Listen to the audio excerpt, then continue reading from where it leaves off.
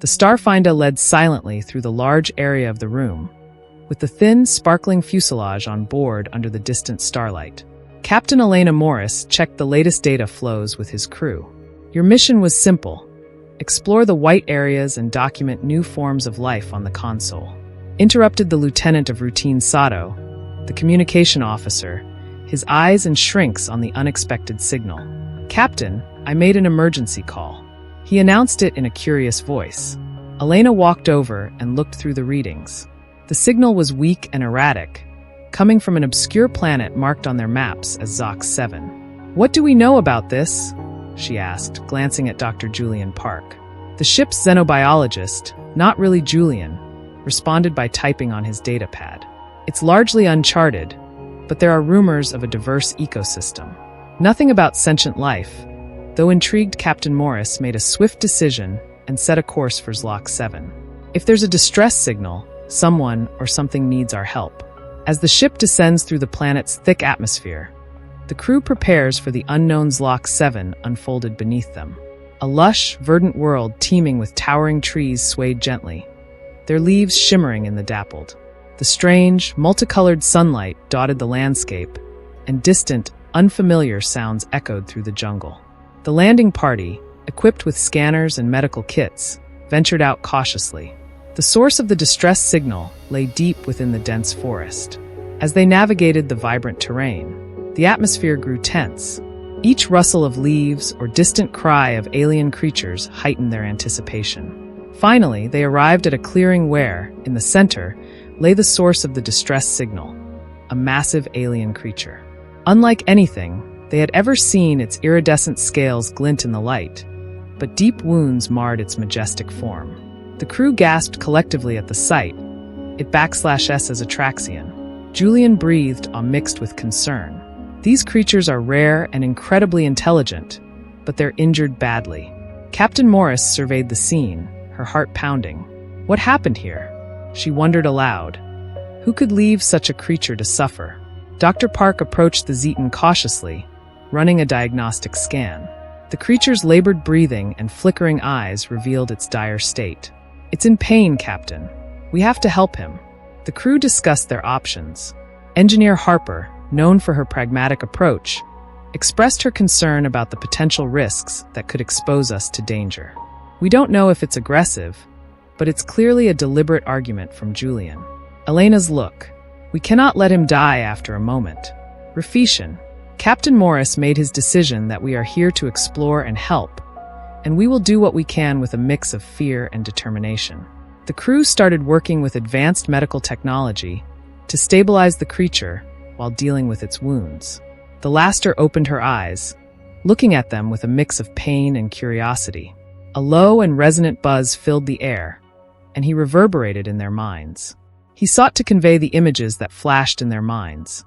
A vibrant, prosperous world with life now blighted by destruction and desolation. Zetan's memories were powerful, a cry for understanding and help. The crew felt an unexpected bond develop that transcended their fears. This creature is not just any beast. Elena murmured with amazement in her voice. You are a survivor, and now it is our responsibility. As the sun set over the alien horizon, casting long shadows across the clearing, the crew continued their work. Every action they took to save Zetan brought them closer together. Bridging the gap between humans and aliens has not been successful. They know that their decision to help would pave the way for an epic journey that would challenge their perceptions and forever change the course of their mission. The Starfinder crew huddled around the injured Atraxian, the dense jungle of Zox 7 surrounding them like a living wall. The creature's wounds were deep and severe and required immediate attention. Dr. Julian Park worked carefully at the Advanced Medical Nanobot Administration to repair the fabrics and stabilize vital functions. While the team worked, Captain Elena Morris noticed with a mix of determination and fear. We have to let this work. He thought that the telepathic connection of beings not only revealed the pain, but also a look of a past full of beauty and loss. The lieutenant followed the circumference. His hand was never far from his hot part. We still don't know what else there might be. It reminded the crew of her voice, firm but tense. We must remain vigilant despite the dangers. The team's bond with the Zetans is strengthened through telepathic images. They learned the creature's history. The Zetans, once a thriving civilization, were nearly wiped out by a ruthless alien race, the Korvax. Now this creature was one of the last of his kind, abandoned and left to die. Engineer Harper, the realist, expressed her concerns. As they paused briefly, "We are putting ourselves in danger from a creature that might not even survive if it lures the Korvax towards us." Julian looked up from his work, his expression determined. "If we don't do something, we're no better than the Korvax. That creature deserves a chance." Captain Morris, torn between pragmatism and compassion, made it clear. "We are explorers, not conquerors. We help those who need help, even if it is dangerous." As the crew returned to their tasks, ZT-Tran's telepathic presence grew stronger, and he shared memories of joy and connection with his kind. They saw visions of lively gatherings, intricate rituals, and a deep connection to their planet's ecosystem. Each image strengthened the crew's determination to save him one by one under Julian's care and the support of the crew. Pimple, Tran's breathing calmed, her once dull eyes now shining with a spark of hope. He projected a single word into their heads. "Zio is your name, Elena," she asked softly, feeling a connection. Beyond species and language, Zio's affirmative hum resonated through the group, filling them with a common purpose, just as they began to feel a sense of accomplishment. The ground violently shook the trees, and a low rumbling echoed across the landscape. The crew exchanged alarmed glances, weapons ready. "They are here," Sato said grimly, scanning the dense forest, the Korvac, and the team quickly formed a defensive perimeter. Around Zio, tension hung heavy in the air as the alien hunters emerged from the shadows, large armored figures with glowing, menacing eyes, leaving the creature. Their leader demanded in a harsh, mechanical voice, "It is an abomination, and you will suffer the same fate." If you interfered, Captain Morris stood firm. Her eyes are blazing with defiance. "We won't abandon Zio. If you want to harm it, you'll have to go through us." A tense standoff ensued, the Korvax circling the crew like predators sizing up their prey. Zio still weakens rose slowly. The scales shimmered defiantly, and the bond between humans and aliens was clear. A united front against a common threat. As the conversation advanced, Julian whispered to Elena, "We can't hold them off forever. We need a plan."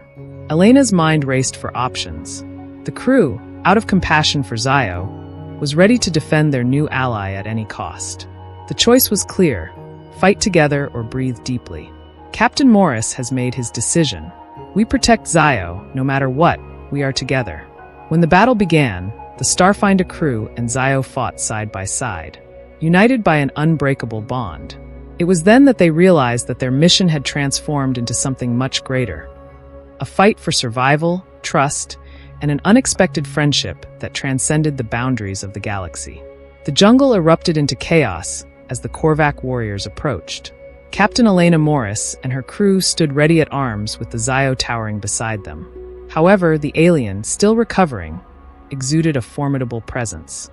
Its scales seem in the light that fades. Lieutenant Sato took command of the defense line. Orders barking to the team remained sharp. "We have to protect Zio and keep our soil." The relentless Korvac began a flood of the energy explosion engineer Harper, with their portable shields activated by rapid thought, distracting the initial attack. "These won't last forever," she warned in a voice tinged with urgency. Detecting Zio, the crew's determination gathered their remaining forces with a thunderous roar. He projected a telepathic wave, temporarily disorienting the Korvac attackers in Dr. Julian's park. The strategist always seized the opportunity. "We must divide their forces and organize a diversionary tactic." Captain Morris nodded and came up with a plan. Harper Riggins' energy pulse will take her away from Zio. Harper quickly modified a device and configured it to emit a barrage of electromagnetic interference. The device activated with a flash, sending the Korvacs flying backwards. "Your sensors are blocked now," Elena shouted. "Go back to the clearing." The crew withdrew. Street strategically lured part of Korvac's forces into a trap. Sato led the counterattack with his combat experience and precise shooting. Meanwhile, taking down multiple opponents, Julian and Harper worked together to support Zio by ensuring the creature remained protected amidst the chaos. Zio drew from a deep well of energy, unleashing a powerful telekinetic blast. The ground shook as vines and roots erupted, tangling the back of the Corvette, buying the crew precious time in the clearing where the team had regrouped. "We can't hold them forever," Julian panted, glancing at Elena. "We need a way out." Zio detection and emergency communication communicated a plan through vivid mental images. A nearby cave system was hidden and secure, where they could regroup and strategize. Elena nodded, determination shining in her eyes. "We follow Zio. It's our best chance." The Gupar Zio crew navigated, the undergrowth dense, and their movements synchronized with a common goal behind them. The Korvac regrouped tirelessly and reached the entrance of the cave in pursuit. The team rushed into the cool darkness around them. Harper quickly set up barriers at the entrance to give them time. This should slow them down. She said that as she panted in the cave, Zio projected images of gratitude and trust. The crew felt a new sense of purpose. They knew they were no longer mere explorers, but allies in the fight for survival. Elena made a plan and turned to her team. "We need to disable the Korvac ship. If we cut off their escape route, we can negotiate or drive them away." The crew nodded with determination on their faces. Zio, now more closely connected to the crew, shared his knowledge of Korvac technology through mental imagery, quickly giving Julian and Harper insight into their weaknesses. Divested by a strategy combining human ingenuity with Zio's telepathic guidance, as they prepared to face the Korvac once more, Elena reflected on their journey. "We've come this far together, no matter the outcome. We stand united with renewed determination." The crew, alongside Zio, emerged from the cavern ready to confront their adversaries. They had become more than just a team. They were a family, bound by trust and an unbreakable bond forged in the fires of adversity. The fight for survival continued, but one thing was clear. Humans and aliens, once strangers, were now allies, ready to take on whatever challenges lay ahead. The Starfinder crew left the cave with unwavering determination. There was an eerie silence in the jungle of Zlok 7. The Korvacs regrouped for their final attack. Captain Elena Morris led her team with determination. Zio was by her side, and their bond was stronger than ever. Lieutenant Sato took the point again and scanned the horizon. "We need to disable their ship systems," he said in his voice, determined. "That's our best chance." Zio, sensing their strategy, projected images of the Korvac ship's layout, highlighting weaknesses. Dr. Julian Park and engineer Harper quickly formulated a plan to integrate human technology with Zio's telepathic insights. "Harper, you and Sato create a distraction at the entrance to the ship."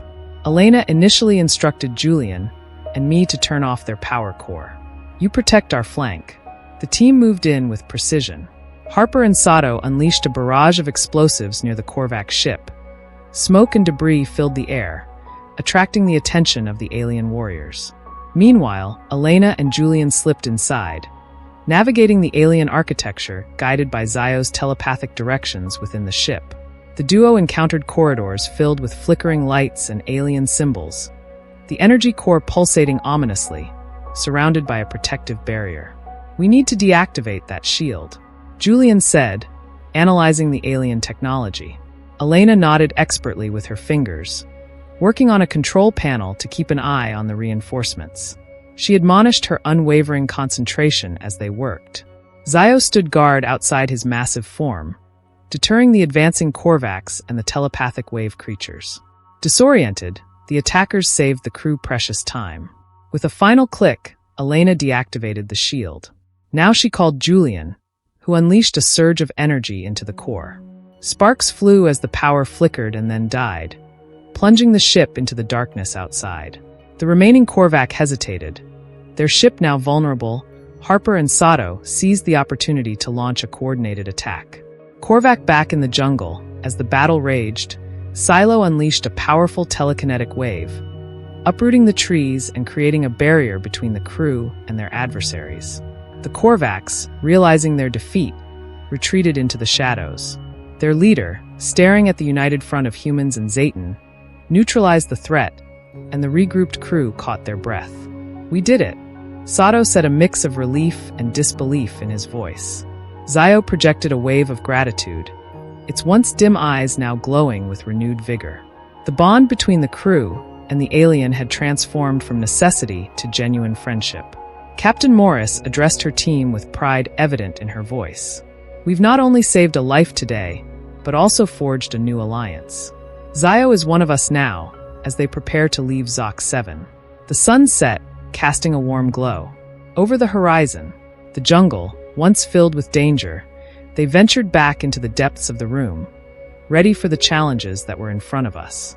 The people who had once been discoverers had become defenders, and Zio, once abandoned, had found a new family. The legend of her alliance echoed through the stars, a test for the power of compassion and the strength of unexpected friendships.